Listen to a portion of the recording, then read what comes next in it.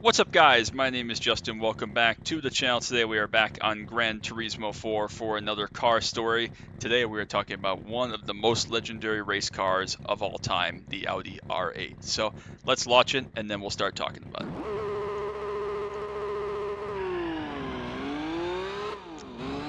Obviously exceptionally fast in this car. You can see there on the back and on the front.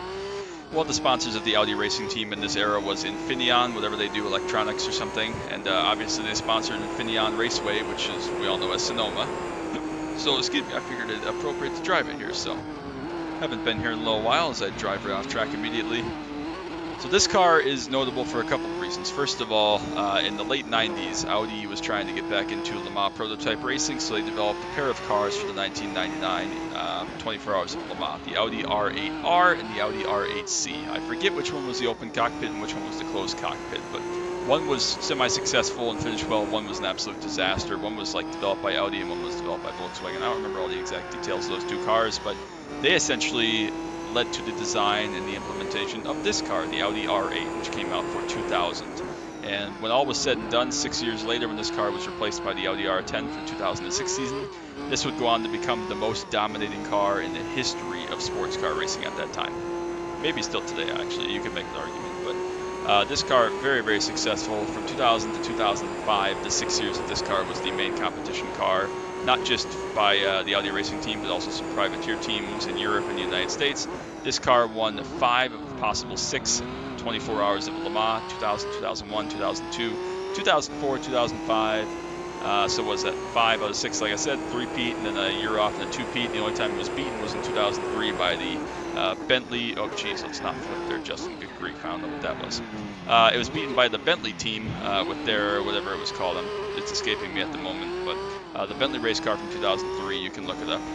Obviously, it's very well known for winning 2003 24 Hours of Le Mans, but this car dominated everything. It won just about every major race you can think of. It won Sebring a couple of times. It won Petit Le Mans. It won the 24 Hours of Daytona. It won just about everything. I mean, it was that good. And then by the time all was said and done, it replaced the Corvette C5R of just a few years prior and still racing at that time as the most successful racing car probably of all time, not just in the United States, but also in Europe. So a very, very special car, a very successful car. Emanuele Pirro, Frank Biela were a couple of the drivers that drove this. I'm trying to think of who else was a member of some of these teams. They're escaping me at the moment, but those are the two. Frank Biela is the one that gets associated with this car the most. Alan McNish maybe drove this car. What was the guy that won like Le Mans a million times for everybody? Tom Christensen.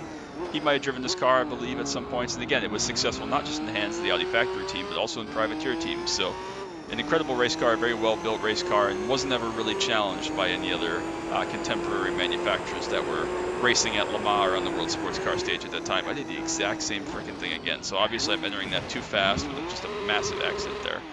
And most people recognize this car in kind of the traditional Audi racing colors of gray and red. This was kind of the alternative team car. I believe this is the number 2 car, which would have been the teammate car. Yep, it is the number 2 car. They were 1 and 2 basically every year. I don't know if that's because they picked 1 and 2 or because they were the championship winners every year. So whatever. The red car was usually number 1. The yellow car was usually number 2. This is the yellow car for whatever reason on this game. But just a very, very incredible car, and obviously a huge part of racing history. Beat a lot of very good cars, kept them from winning a lot of big races in the early 2000s. So without this car, who knows? We might look at the Bentley as one of the best cars of all time, and not just a one-off, essentially. We might still see the C5R as the most successful car of all time. We may still see other manufacturers that had a big interest in this. I mean, this car, not just about stepping up from the Audi R8R and R8C, and then obviously squishing the Bentley car, but the Volkswagen Group also killed off the Porsche racing cars, the Volkswagen racing cars, other racing cars owned by the Volkswagen Group to avoid competing with this car because it was just so dominant and they didn't want to have to fight themselves and kind of inner fighting. So very special car, very dominant car. I'd like to actually make it through the first couple of corners here for a change and put a decent lap together. That would be nice, Justin. It definitely snaps big time going up the hill there at speed.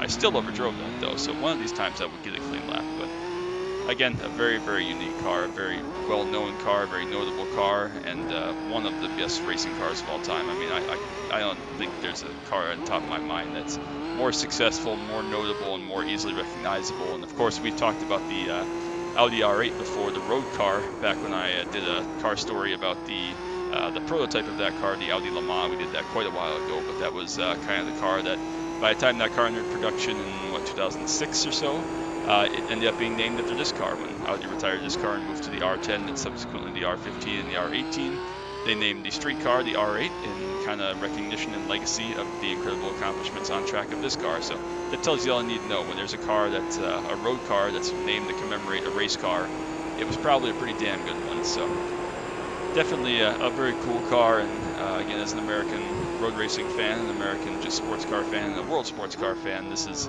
amongst the most incredible and impressive cars of all time. So I hope you enjoyed this. I'm going to try to get through and make a clean lap here before we end this, but regardless, I hope you enjoyed this. Make sure you drop that like, sub down below if you are new. I very much appreciate it, and I am very thankful for all of your love and support, and I hope you're still enjoying these Gran Turismo 4 car videos. That was a little bit better at least, but not perfect. Still missed a turning point a little bit, but the car's just so dang fast.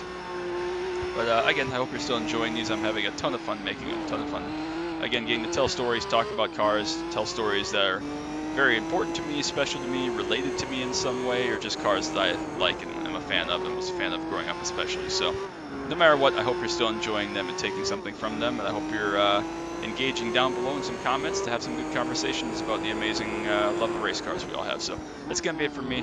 Thank you all so much again for all your love and support. It means the world to me, and I could not do this without you. So stay tuned for more to come, but until next time, as always, bye.